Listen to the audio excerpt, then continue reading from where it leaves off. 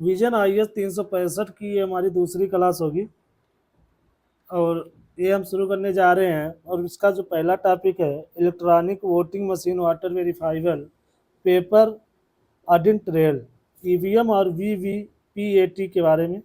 इस सुर्खियों में क्यों? एसोसिएशन फॉर डेमोक्रेटिक रिफॉर्म बनाम भारतीय निर्वाचन आयोग और अन्य बात 2024 में सुप्रीम कोर्ट वीवीएम में डाले गए वोट के साथ VVPAT पर्ची के 100% क्रॉस सत्यापन कराने की मांग वाली याचिकाओं को खारिज कर दिया। EVM VVPAT के बारे में देखेंगे। इलेक्ट्रॉनिक वोटिंग मशीन VVM एक पोर्टेबल माइक्रो कंट्रोलर आधारित उपकरण है। इसे चुनाव प्रक्रिया को आधुनिक बनाने के लिए डिजाइन किया गया है। किसको? चुनाव प्रक्रिया को आधुनिक बनाने के लिए डिजाइन किया गया।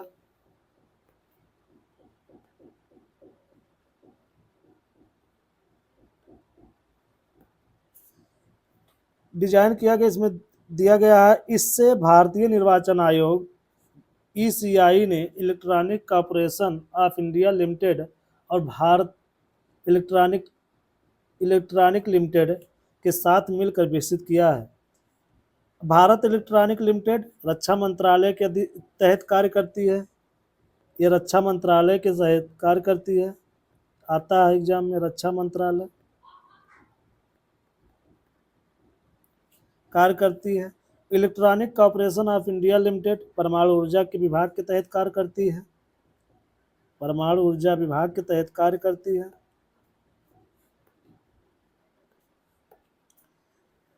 ये परमाणु ऊर्जा के तहत काम करती है। परमाणु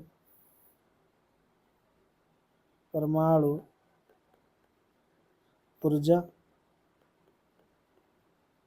ठीक है, विभाग। 2017 में गोवा विधानसभा चुनाव के दौरान पहली बार EVM के साथ VVPAT का उपयोग किया गया। 2017 दोनों साथ में, यहाँ हम लिख देते हैं VVM प्लस VVPAT दोनों ये साथ में। कब शुरू हुए? 2017 में। कहाँ? गोवा में। ये ध्यान रखना पॉइंट। 2019 के लोकसभा चुनाव में VVPAT को पहली बार पूरी तरीके से उपयोग में लाया गया। पहली बार कब उपयोग में लाया गया? 2019 में। अब आगे देखते हैं VVM और VVPAT का विकास क्रम। 1982 केरल में विधानसभा उपचुनाव में पहली बार EVM का इस्तेमाल किया गया था, ठीक है।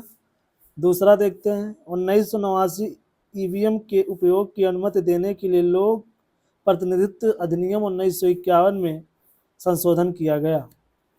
तीसरा पॉइंट दिया गया है 2004 आम चुनाव में पहली बार EVM का उपयोग किया गया और तब से अभी चुनाव में इसका इस्तेमाल किया जाने लगा। 2013 सुप्रीम कोर्ट ने सुब्रमण्यम स्वामी बनाम भारतीय निर्वाचन आयोगवाद में VVPAT के इस्तेमाल को अनिवार्य कर दिया। चौथा देखते हैं, पांचवा पॉइंट 2019 एन चंद्रबाबू नायडू और अन्य बनाम भारत संविधान में सुप्रीम कोर्ट ने निर्णय दिया था कि प्रत्येक विधानसभा या असेंबली सेगमेंट में 5 EVM का VVPAT से अनिवार्य रूप से सत्यापन किया जाएगा। आगे देखते हैं इसके बारे में। EVM में निम्नलिखित 3 यूनिट शामिल होते हैं। Number 1 balloting unit. इसका उपयोग वोट डालने के लिए किया जाता है। 16 बटन वाले कीबोर्ड की तरह कार्य करती है। Number 2 control unit. इसे मास्टर यूनिट भी कहा जाता है। यह मतदान पीठासीन अधिकारी के पास रहता है। Number 3 voter verifiable paper audit trail. यह EVM का ही एक घटक है। यह EVM का एक ही घटक है। यह मशीन सत्यापित करती है कि मतदाता का वोट उसी उम्मीदवार को गया जिसे उसने वोट दिया है। उसके साथ ही रहता है। इससे मतदान प्रणाली में पूर्ण पारदर्शिता लाने और ईवीएम का उपयोग करके मतदान प्रणाली की सटीकता सुनिश्चित करके मतदाताओं का विश्वास बहाल करने के लिए लाया गया था। आगे देखते हैं ईवीएम या वीवीपीएटी के लाभ। इसके लाभ कौन कौन से हैं? यह बैटरी पर चलता है और बाहर के पावर सप्लाई की आवश्यकता नहीं होती है, तो बैटरी से पूरी तरीके से चलता है। नंबर दूसरा पॉइंट, अवैध मत की संभावना नहीं होती। तीसरा इसके लाभ, यह प्रति मिनट 4 से अधिक वोटों की अनुमति नहीं देता, जिससे बूथ कैप्चरिंग पर रोक लगता है। चौथी पॉइंट देखेंगे लाभ में, कंट्रोल यूनिट पर क्लोज बटन दबाने के बाद मतदान की कोई संभावना नहीं रहती। पांचवा, ईवीएम की गलत तरीके से पूर्व प्रोग्रामिंग करने की कोई संभावना नहीं है। तो ये 5 लाभ इसमें बताए गए हैं ईवीएम और वीवीपीएटी के। ये टॉपिक हमारा समाप्त हुआ। दूसरे टॉपिक की तरफ चलते हैं। आदर्श आचार संहिता के बारे में देखेंगे, सुर्खियों में क्यों। हाल ही में भारतीय निर्वाचन आयोग ने राजनीतिक दलों और उनके प्रतिनिधित्वों को सोशल मीडिया प्लेटफॉर्म का नैतिक रूप से उपयोग करने के निर्देश जारी किए थे। यह निर्देश लोकसभा चुनाव के दौरान आदर्श आचार संहिता के उल्लंघन की शिकायतें मिलने के बाद जारी किए गए थे। आचार संहिता के बारे में देखते हैं क्या है। उत्पत्ति, इसकी शुरुआत सबसे पहले 1960 में केरल के राज्य विधानसभा चुनाव में की गई थी। 1960 में आदर्श संहिता का सबसे पहले उत्पत्ति हुई केरल में। प्रकृति क्या है? यह राजनीतिक दलों के साथ आम सहमति से भारतीय निर्वाचन आयोग द्वारा निर्धारित दिशा निर्देश का एक सेट है। इसे स्वतंत्र और निष्पक्ष चुनाव सुनिश्चित करने के लिए राजनीतिक दलों और उम्मीदवारों के आचरण को नियंत्रित करने हेतु जारी किया जाता है। इसका 2 पॉइंट है, इसको देखते हैं। भारतीय निर्वाचन आयोग संविधान के अनुच्छेद 324 से अपना अधिकार प्राप्त करता है। इस अनुच्छेद के तहत निर्वाचन आयोग को संसद, राज्य विधानमंडलों और राष्ट्रपति और उपराष्ट्रपति पदों के चुनाव के संचालन, निर्देशित और नियंत्रण की पूरी जिम्मेदारी एवं शक्ति प्रदान की गई है। नंबर दूसरा, हालांकि संविधान में एमसीसी के बारे में स्पष्ट रूप से उल्लेख नहीं किया गया है। ठीक है, यानी संविधान में जो है आचार संहिता, आदर्श आचार संहिता के बारे में स्पष्ट रूप से उल्लेख नहीं है। एमसीसी यानी आदर्श आचार संहिता किन पर लागू होती है? या सभी राजनीतिक दलों, उनके उम्मीदवारों और पोलिंग एजेंट, सत्तारूढ़ सरकार और सभी सरकारी कर्मचारियों पर लागू होती है। एमसीसी के लागू होने के बाद प्रतिबंधित गतिविधियां यानी आदर्श आचार संहिता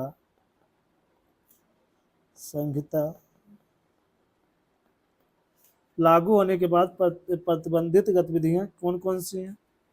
नंबर 1, ऐसी कोई नीति, परियोजना या योजना घोषित नहीं की जा सकती जो मतदान व्यवहार को प्रभावित करती हो। नंबर 2, सरकारी कोष से धन का उपयोग कर विज्ञापन जारी करने पर रोक। 3, सरकारी या सार्वजनिक उपकरणों में किसी भी तदर्थ नियुक्ति पर रोक। 4, मतदान समाप्ति के लिए निर्धारित समय से पहले 48 घंटे की अवधि के दौरान सार्वजनिक बैठकें आयोजित करने पर रोक। 5, चुनाव प्रचार के लिए परिवहन मशीनरी जैसी सरकारी संसाधनों के इस्तेमाल पर प्रतिबंध।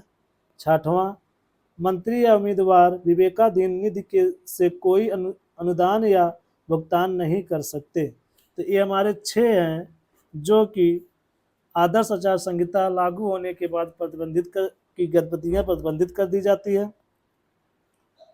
आदर्श आचार संहिता एमसीसी लागू रहने की अवधि या चुनाव कार्यक्रम की घोषणा होने से लेकर परिणाम घोषित होने की तिथि तक लागू रहती है। उल्लेखनीय है कि इस अवधि को पंजाब एवं हरियाणा हाई कोर्ट ने हरबंस सिंह जलाल बनाम भारत संघ और अन्य वाद 1997 में सही ठहराया था। उल्लंघन के परिणाम, इस संहिता का कोई कानूनी आधार नहीं है, साथ ही इसका उल्लंघन करने पर दंडात्मक उपायों की भी कमी है। इससे एमसीसी को प्रभावी तरीके से लागू करने में समस्या आती है।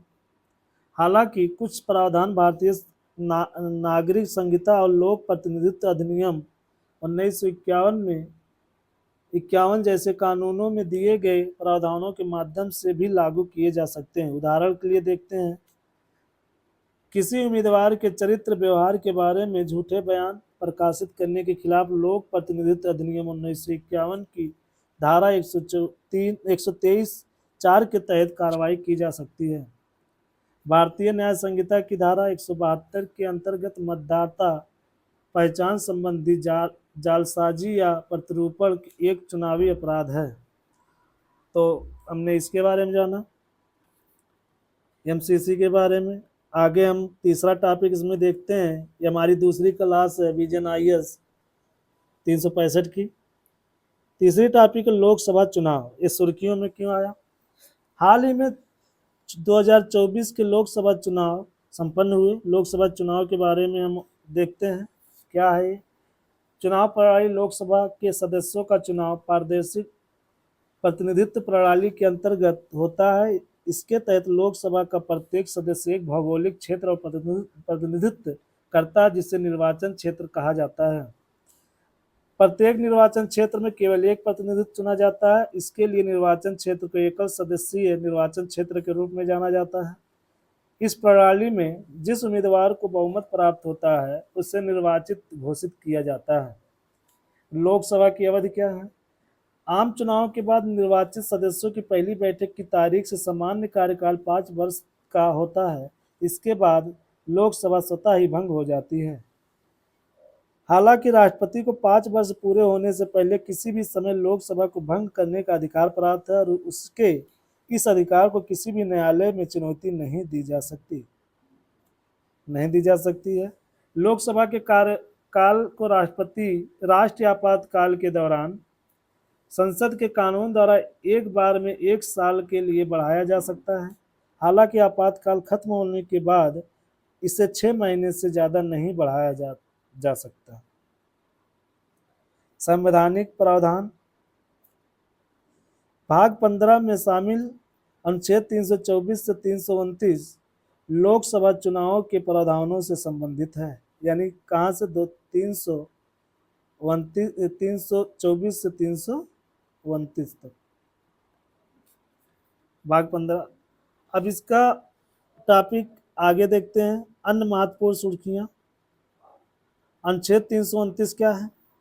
हाल ही में निर्वाचन आयोग ने एक मामले में सुप्रीम कोर्ट में संविधान के अनुच्छेद 329(b) का उपयोग किया। आयोग ने मतदान प्रक्रिया में न्यायिक हस्तक्षेप को रोकने के लिए यह अनुच्छेद का सहारा लिया। अनुच्छेद 329(b) के अनुसार संसद के किसी भी सदन या राज्य विधानमंडल के किसी सदन के लिए होने वाले चुनाव को केवल निर्वाचन याचिका के माध्यम से चुनौती दी जा सकती है। यह याचिका उसी प्राधिकरण के समक्ष उस प्रक्रिया के अनुसार प्रस्तुति की जानी चाहिए जिसका प्रावधान समुचित विधायिका द्वारा बनाए गए कानून और उसके अधीन निर्धारित किया गया हो।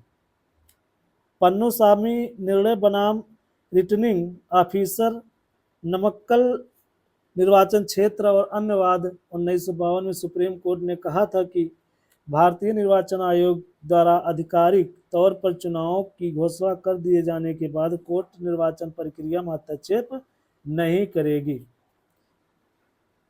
नहीं कर सकता है। इसके अलावा लोक प्रतिनिधित्व अधिनियम 1951 की धारा 80 के अनुसार चुनाव याचिका दायर किए बिना किसी भी चुनाव की वैधता को चुनौती या उस पर सवाल नहीं उठाया जा सकता है। इसके कुछ पॉइंट दिए गए हैं। चुनाव याचिकाएं संबंधित राज्य के उच्च न्यायालय में दायर की जाती है। ऐसी याचिकाओं पर उच्च न्यायालयों का मूल क्षेत्राधिकार होता है। इनसे जुड़ी अपीलें भारत के सर्वोच्च न्यायालय में दायर की जाती है। सर्वोच्च न्यायालय में ये दायर की जाती हैं। चुनाव याचिका किसी भी उम्मीदवार या चुनाव से संबंधित किसी निर्वाचक द्वारा व्यक्तिगत रूप से दायर की जा सकती है। निर्वाचक का अर्थ उस व्यक्ति से उस चुनाव में मतदान करने का हकदार था जिससे चुनाव याचिका संबंधित है। तो हमने ये चीज़ जाना। अब इसके बारे में देखते हैं आगे पॉइंट जो टॉपिक है चुनाव में नामांकन। ये चुनाव में नामांकन हाल ही में उस उम्मीदवार को लोकसभा के लिए निर्विरोध चुन लिया गया क्योंकि विरोधी उम्मीदवार का नामांकन पत्र रिटर्निंग अधिकारी ने खारिज कर दिया था, तो निर्विरोध चुना गया। चुनाव में नामांकन के बारे में देखते हैं। लोक प्रतिनिधित्व अधिनियम 1951 की धारा 33 में वैध नामांकन के लिए आवश्यक शर्तों को परिभाषित किया गया है। किसी निर्वाचन क्षेत्र में नामांकन दाखिल करने के लिए मान्यता प्राप्त राजनीतिक दल के उम्मीदवार का एक प्रस्तावक होना चाहिए। निर्दलीय और गैर मान्यता प्राप्त दलों के उम्मीदवार को 10 प्रस्तावक होने चाहिए। यहाँ एक प्रस्तावक होने चाहिए और यहाँ 10 होने चाहिए। प्रस्तावक को संबंधित निर्वाचन क्षेत्र के मतदाता होने चाहिए। ठीक है। लोक प्रतिनिधित्व अधिनियम 1951 धारा 33, इसमें नामांकन पत्रों की प्रस्तुति और वैध जानकारी देने से संबंधित प्रावधान किए गए हैं। सुप्रीम कोर्ट की एक निर्णय के अनुसार चुनाव लड़ रहे उम्मीदवारों को उन मामलों में निजता का अधिकार है जिनका मतदाताओं से कोई सीधा सरोकार नहीं है या जिन मामलों का उम्मीदवारों के सार्वजनिक जीवन की भूमिका से कोई लेना देना नहीं है। आरपीए यानी लोक प्रतिनिधित्व अधिनियम 1951 धारा 36, इसमें नामांकन की जांच का प्रावधान किया गया है। इसमें किसी उम्मीदवार द्वारा दिए गए विवरण में पर्याप्त खामी के आधार पर रिटर्निंग अधिकारी को उस उम्मीदवार का नामांकन खारिज करने का अधिकार दिया गया है। आगे देखते हैं इसके बारे में। अब इसका चुनाव के मामले में, नामांकन के मामले में समाप्त हुआ। अगला टॉपिक है हमारा पुनर्मतदान। भारतीय निर्वाचन आयोग ने मणिपुर और अरुणाचल प्रदेश के विभिन्न मतदान केंद्रों पर लोकसभा आम चुनाव के लिए पुनर्मतदान कराया। लोक प्रतिनिधित्व अधिनियम 1951 के तहत पुनर्मतदान से संबंधित प्रावधान देखते हैं। वे परिस्थितियां जिनके तहत पुनर्मतदान की आवश्यकता होती है। प्रकृति आपदा, हिंसा आदि में, वोटिंग मशीनों के क्षतिग्रस्त या नष्ट हो जाने के कारण, बूथ कैप्चरिंग के कारण चुनाव रद्द किया जाना, मान्यता प्राप्त राजनीतिक दल, राष्ट्रीय दल, क्षेत्रीय दल के उम्मीदवार की मृत्यु के कारण, तो इससे हमारा पुनर्मतदान होगा। आगे देखते हैं silence period topic. Silence period जो टॉपिक है उसके बारे में आगे देखते हैं क्या है। लोकसभा चुनाव के तहत राज्यों में किसी चरण में मतदान दिवस के 48 घंटे पहले साइलेंस पीरियड लागू किया जाता है। साइलेंस पीरियड के बारे में, साइलेंस पीरियड वास्तव मतदान के दिन में से कुछ समय पहले चुनाव प्रचार पर प्रतिबंध है। साइलेंस पीरियड मतदान के दिन से 48 घंटे पहले शुरू होता है। साइलेंस पीरियड मतदान के दिन से 48 घंटे पहले शुरू होता है और मतदान समाप्त होने के बाद खत्म होता है। वैसे लोक प्रतिनिधित्व अधिनियम 1951 में साइलेंस पीरियड पद का उल्लेख नहीं किया गया है। साइलेंस पीरियड के दौरान लोक प्रतिनिधित्व अधिनियम 1951 के तहत कुछ प्रतिबंध निम्नलिखित हैं। धारा 126 से टेलीविजन या इसी तरह के अन्य डिवाइस का उपयोग करके किसी भी प्रकार का चुनाव प्रचार या किसी भी मनोरंजन कार्यक्रम जैसे संगीत कार्यक्रम के माध्यम से चुनाव प्रचार प्रसार पर रोक लगाती है। धारा 126 से एग्जिट पोल आयोजित करने पर प्रिंट या इलेक्ट्रॉनिक मीडिया का उपयोग करके एग्जिट पोल के परिणाम प्रकाशित करने पर रोक लगाती है। धारा 126 से भी इलेक्ट्रॉनिक मीडिया में चुनाव से संबंधित कोई भी ओपिनियन पोल प्रदर्शित करने पर रोक लगाती है। तो साइलेंस पीरियड के बारे में हमने देखा। आगे जो टॉपिक है एक उम्मीदवार अनेक निर्वाचन, इसके बारे में देखते हैं। संविधान ने संसद को चुनाव आयोजित करने के तरीकों को विनियमित करने का अधिकार दिया है। इसलिए किसी उम्मीदवार द्वारा अलग अलग निर्वाचन क्षेत्रों से चुनाव लड़ने से संबंधित प्रावधान लोक प्रतिनिधित्व अधिनियम 1951 में किए गए हैं। अधिनियम के तहत 1996 तक किसी उम्मीदवार के लिए निर्वाचन क्षेत्रों की संख्या पर कोई सीमा नहीं था। लोक प्रतिनिधित्व अधिनियम 1951 के तहत एक उम्मीदवार अनेक निर्वाचन क्षेत्र से संबंधित प्रावधान क्या है।